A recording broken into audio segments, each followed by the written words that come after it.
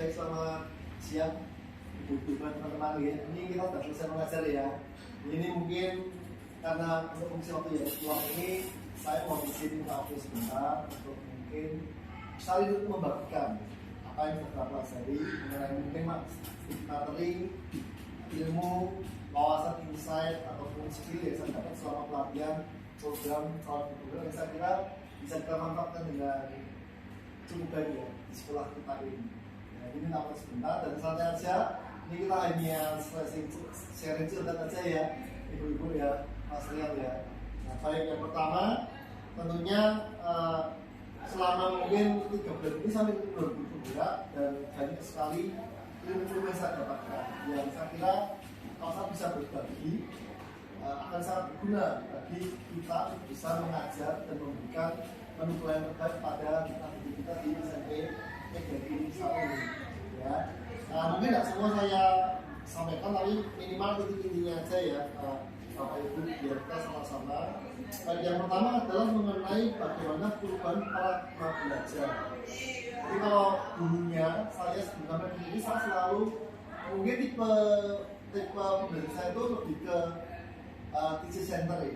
Jadi saya sebagai guru yang mungkin jadi Superman, buat show, saya merasa yang paling hebat padahal kita hanya bulan sehari persiapan, kita mengajar anak-anak mendengarkan kita, menyimak kita, bahkan mengucap kita. Jadi kita kayak satu-satunya sumber belajar yang valid di tangan anak, ya kita kesampingkan. Bahkan kadang-kadang mungkin Pak Supris nanti sebagai bakal Supris juga gitu, kita membuat kurikulum yang mungkin menyenangkan hati kita. Mungkin merupakan tuntutan dari pusat. Mungkin kurikulum yang diinginkan oleh kepala sekolah atau guru-guru atau wakil kurikulum kita ini. Tapi sebenarnya di sini kita belajar bagaimana kita harus mengubah paradigma belajar kita. Jadi paradigma belajar bagaimana? Yang terbiak pada murid. Bahkan Kiai mengatakan pendidikan benar itu pendidikan yang menghamba pada murid. Maksudnya apa itu? Maksudnya adalah bagaimana kita memberikan pembelajaran, memberikan pendidikan yang berfokus pada kebutuhan, pada potensi, pada minat bakat dan pada keinginan cita-cita impian dari sang murid, bukan impian dari sang guru. Pasal saya sebagai guru TIK ya saya pikir anak saya bisa bikin program, yang bisa bikin gaming, bisa coding. Mungkin kalau katakan Bu Ana sebagai guru matematika mesti mikirnya ya anak-anak di matematika itu apa pinter seperti itu, tapi ternyata tidak. Masing-masing anak punya kode alamnya masing-masing, punya modal zamannya masing-masing, dan itu harus kita kembangkan. Kita kembangkan. Ini benar-benar satu perubahan ya dalam mindset saya. Yang pertama mengenai konsep pendidikan juga sejalan dengan pendidikan dari diajar di Warnito. Terus yang kedua saya juga ingin bagikan bagaimana disiplin positif. Jadi misalnya katakan kalau di kelasnya Bu Iva, kalau ada anak yang salah gimana? Anak yang katakan misalnya sering bolos waktu lama itu gimana? Biasanya di kelas gimana?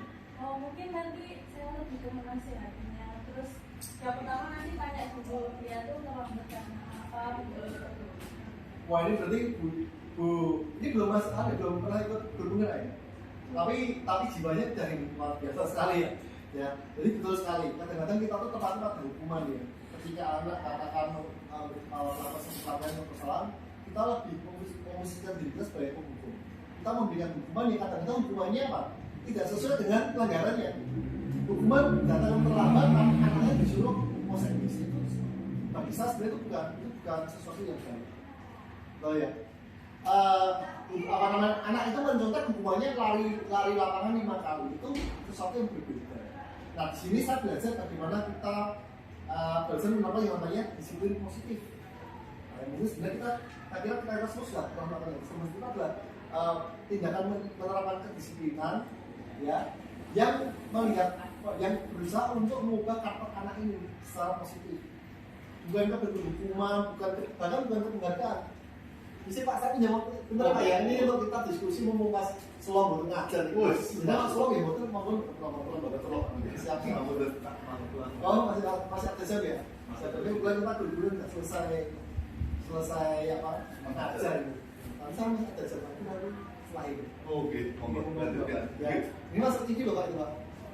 Masya Allah. Oh iya, silakan. Apa Anda aja.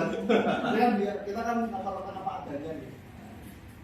Jadi disiplin positif ini kita berusaha tidak tetap pada lingkungan dan kita kan bagaimana untuk bisa mendisiplin anak secara positif, menggali apa kesadaran anak sendiri dan dirinya sendiri bahwa dia itu bersalah dan dia punya keyakinan untuk bisa memperbaiki kesalahannya tersebut. Kita bicara mengenai motivasi perilaku manusia. Nah, ini kalau ini saya bisa tanya ya, kalau ini tanya ke apa namanya? Budilai. Kalau menurut Budilai jenis motivasi itu apa? Maksudnya gini, kalau misalnya murid melakukan sesuatu hal di sekolah itu, kira-kira motivasi yang mendasar dia apa? Kalau sembarangan sih apa? Tempat belakangnya apa? Kira-kira anak-anak ya dia datang tempat waktu itu sebenarnya dia tuh apa? Pastinya mungkin menerapkan apa ya Pak? Ya Kira-kira sebentar. Dengan tepat waktu itu ini semangat siswa ya. Ini semangat siswa juga tepat dengan Yang kita sebenarnya kemudian ini jadi oh ya oke baik. Kalau Aryan kira-kira anak tempat waktu itu dia sebenarnya motivasinya apa nih?